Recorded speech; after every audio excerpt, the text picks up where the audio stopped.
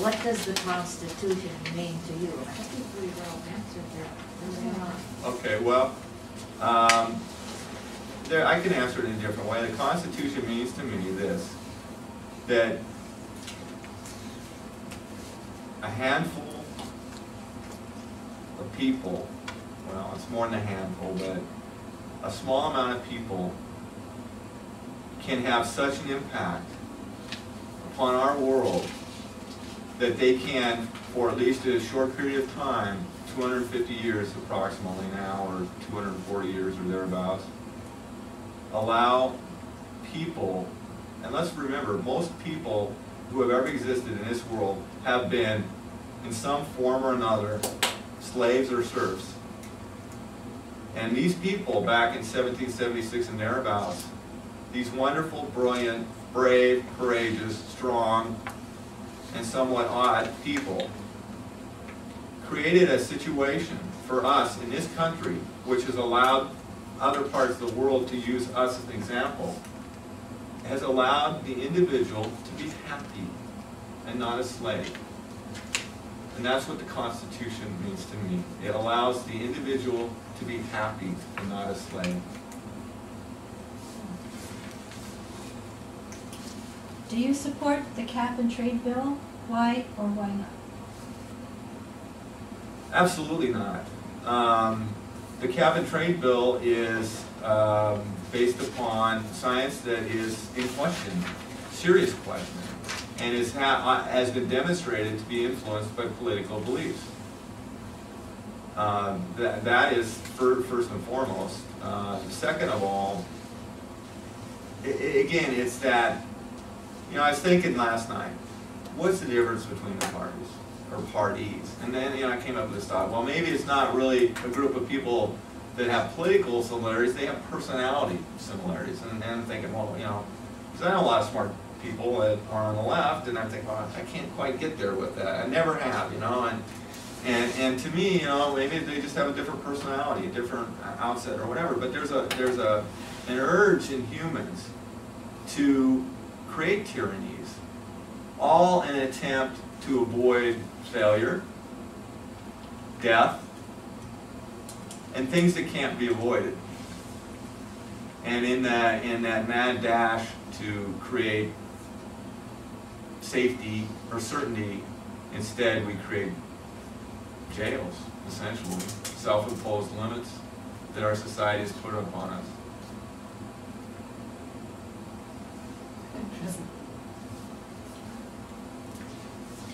Really down to me. Do you find yourself in agreement with the recent Supreme Court decision on the Second Amendment? Yes. Are you afraid it was only a 5-4 decision? Yes. Yes, I am. And again, I have a strong background as a lawyer in analyzing constitutional laws and what have you, and politics too. You got to figure out, well, this doesn't match. The Constitution says this, and here the Second Amendment is a prime example of that. I mean, it's pretty clear.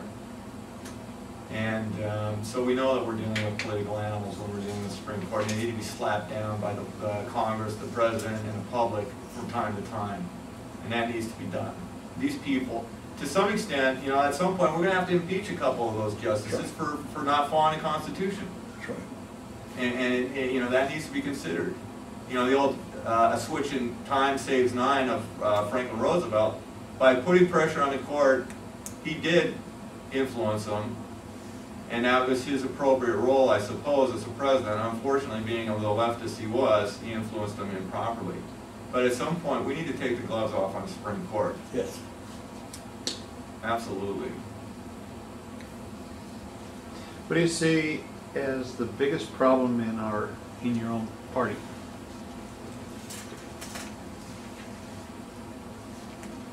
Well, I love the Republican Party, so I hate to say anything too negative about it, but you got to understand what parties are. Parties are collections of individuals who have formed alliances which may or may not be completely comfortable. I think the biggest problem in our party honestly, is not fighting for freedom every day, in every way, instead of, you know, getting off in the weeds so much like we do.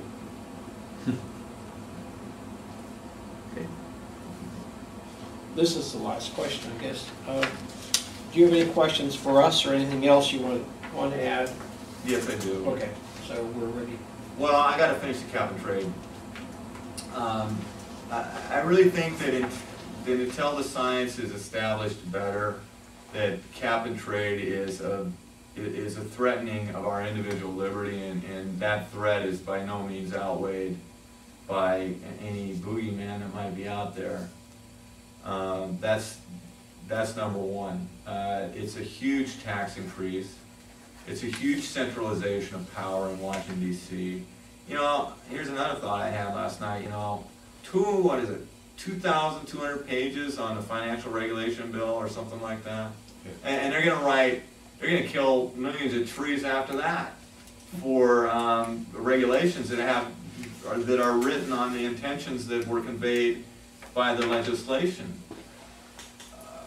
That, to me, reminds me of the old Soviet 5-year plans, where they'd have the big ceremony and drop the pile of paper up there on the podium. This is our 5-year plan, and we're going to order our country this way. And they never did what they never achieved what they planned, because you can't do it in a simply planned economy, because human nature being what it is going to be perverted. The only way we can preserve economic prosperity and freedom is to preserve individual initiative, freedom, and responsibility. And again, the cap and trade will again, it's just, to me, no. You know, if the science gets more reliable, we're going to have to address climate warming, if that is. I'm not convinced. I'm not convinced at all. To me, it's more of that human instinct by those in control to get more power. And you know, I mean, I just don't like it. But we must, as rational human beings, on occasion, analyze both sides of the argument and keep an open mind. And you know, as a congressman, I will have to keep an open mind a little bit on this issue, but I am very unconvinced at this point that any of those issues, climate change or climate change is occurring. I'm not convinced. I've lived outside all my life, and of course, you know, it's a small portion of the Earth's history and all that, but I know what the weather is like up here, and yeah, it does vary. I haven't seen a lot of change, personally. I live near Puget Sound. I haven't seen a lot of change in the tides. We are still in 10,000 years post last ice age. We're still thawing out a little bit. Is that an unusual situation? I don't think so. And you know, so that's where I'm at there. I think we always have to keep our feet underneath us as we're ice skating down this rink of life. But I'm just not convinced on the cap and trade and that type of thing, and the climate change thing, and so I wanted to try to clarify that a little bit. Wasn't it in 2002 that the Senate unanimously voted against joining the Kyoto Accords? Right. And it seems strange, you know, 8 years later, with lots of proof that it was bogus to begin with, and now we want it? I mean, something is not clicking in the world.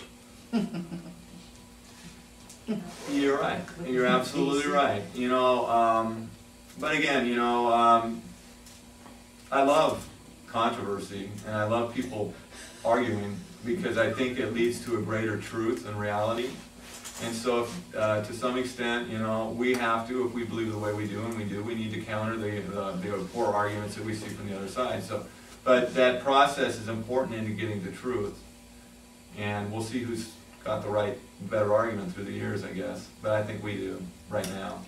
I want to congratulate you on a precise, crisp set of answers. We had a couple of incumbent Democrats that talked and talked and talked and chipped Well, we in. asked a lot of questions too, in all fairness. But they were really.